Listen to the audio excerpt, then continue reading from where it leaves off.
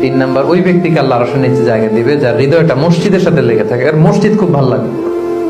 জোহর পরে বাসায় আসে কিন্তু মনটা পড়ে থাকে মসজিদে, ভাবে যে আসরটা পড়তে কখন যাব। আবার আসরের সময় যে যখন বের হয় মনে মনে ভাবে মাগরিবের সময় আমি কই থাকবো, আশেপাশে সূরাও থাকবে কিনা, মসজিদের জায়গা থাকবে কিনা, নামাজটা জামাতে হবে কিনা, একটা টেনশন, একটা পেরেশানি, সবসময় মসজিদের দিকে মনটা লেগে থাকে সব সময়।